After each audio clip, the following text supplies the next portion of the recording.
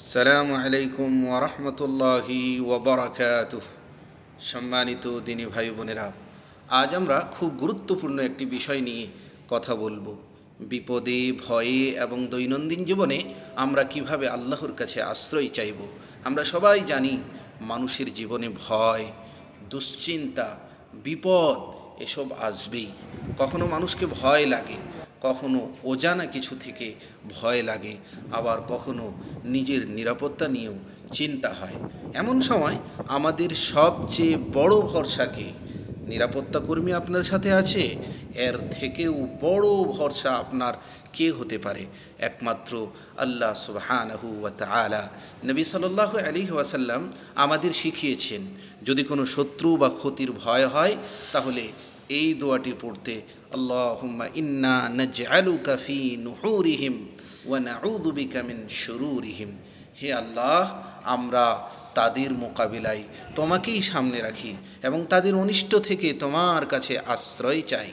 ভাই বোনেরা, আমরা যখন নতুন কোনো জায়গায় যাই, হোক সেটা নিজের বাসা বা সফরের কোনো স্থান, তখন এই দোয়াটি পড়া খুবই গুরুত্বপূর্ণ। আউযু বিকালিমাতিল্লাহিত তাম্মাতি মিন শাররি মা খালাক।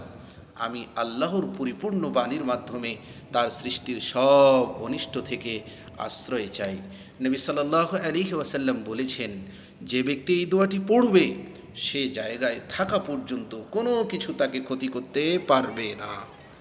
এখন আমরা অনেকেই সকাল সন্ধ্যার দোয়াগুলোতে আমল করতে অবহেলা করি, কিন্তু একটা ছোট্ট দোয়া আছে, খুব সহজ। যদি আপনি সকালে 3 বার পড়েন, সন্ধ্যা পর্যন্ত নিরাপদ থাকবেন। আর সন্ধ্যায় 3 বার পাঠ করলে সকাল পর্যন্ত নিরাপদ থাকবেন। দোয়াটি হলো, বিসমিল্লাহিল্লাযী লা ইয়াদুররু মা ইসমিহি শাইউন ফিল আরদি ওয়ালা ফিস সামা ওয়া হুয়াস সামিউল আলীম। আল্লাহর নামে শুরু করছি, যার নামের সাথে আসমান জমিনে কোনো কিছুই ক্ষতি করতে পারবে না। তিনি সর্বশ্রোতা, তিনি সর্বজ্ঞ। প্রিয় শ্রোতারা, আরও কিছু দোয়া আছে যেগুলো আমাদের সব ধরনের বিপদ থেকে রক্ষা করবে। আউযু বিকালিমাতিল্লাহিত তাম্মা মিন কুল্লি শাইতানিন ওয়া হাম্মা ওয়া মিন কুল্লি আইনিল লাম্মা, এবং আউযু বিকালিমাতিল্লাহিত তাম্মাত আল্লাতী লা ইউজাউযুহুন্না ইলা আখিরিহি। এই দোয়াগুলোর মাধ্যমে আমরা শয়তান, বিষাক্ত প্রাণী, কুদৃষ্টি এবং সব ধরনের অনিষ্ট থেকে আল্লাহর কাছে আশ্রয় চাই। এখন একটা গুরুত্বপূর্ণ কথা, শুধু দোয়া করলেই হবে না, আমাদের কিছু বাস্তব পদক্ষেপও নিতে হবে। যেমন দরজা বন্ধ রাখা। আপনি দরজা খুলে রেখেছেন আর বলছেন যে কেউ ঢুকবে না, আসলে বিষয়টি এমন না। আল্লাহ সাবাব, কারণগুলো নেওয়ার কথা বলেছেন, অর্থাৎ দরজা বন্ধ রাখা, তারপরে আল্লাহ রাব্বুল আলামিনের উপরে ভরসা করা।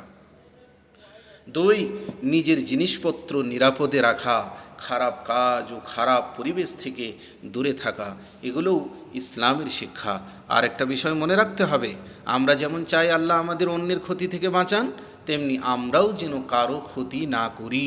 শেষে একটাই কথা বলবো, একজন মুমিনের জীবন হবে এমন, সে সব সময় আল্লাহর উপরে ভরসা রাখবে, দোয়া করবে এবং সঠিক উপায় অবলম্বন করবে। আল্লাহ আমাদের সবাইকে এই দোয়াগুলো আমল করার তৌফিক দান করুন। আমিন। তাকাব্বাল ইয়া রাব্বাল আলামিন।